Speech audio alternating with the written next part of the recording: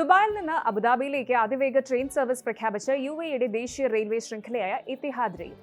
Train service പ്രവർത്തനം ആരംഭിക്കുന്നതോടെ ദുബായിൽ നിന്ന് അബുദാബിയിലേക്ക് വെറും 30 മിനിറ്റിൽ എത്താൻ സാധിക്കും. മണിക്കൂറിൽ 350 കിലോമീറ്റർ വേഗത്തിലാകും അതിവേഗ ട്രെയിനുകൾ സർവീസ് നടത്തുക.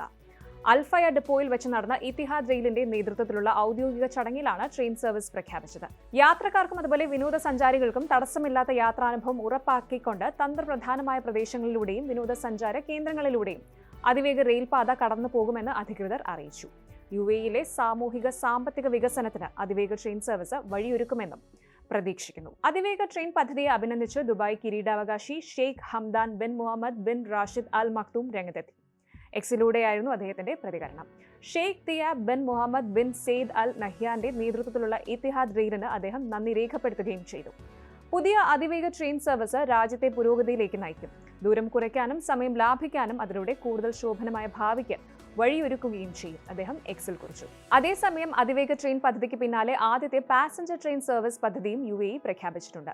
മണിക്കൂറിൽ 200 കിലോമീറ്റർ വേഗത്തിൽ പ്രവർത്തിക്കുന്ന ഈ ട്രെയിൻ സർവീസ് പ്രധാന നഗരങ്ങളെ തമ്മിൽ ബന്ധിപ്പിക്കും. കൂടാതെ അബുദാബി, ദുബായ്, ഫുജൈറ, ഷാർജ എന്നിവിടങ്ങളിലെ ആദ്യത്തെ 4 പാസഞ്ചർ റെയിൽ സ്റ്റേഷനുകളുടെ ഉദ്ഘാടനവും ചടങ്ങിനോടനുബന്ധിച്ച് നടന്നു.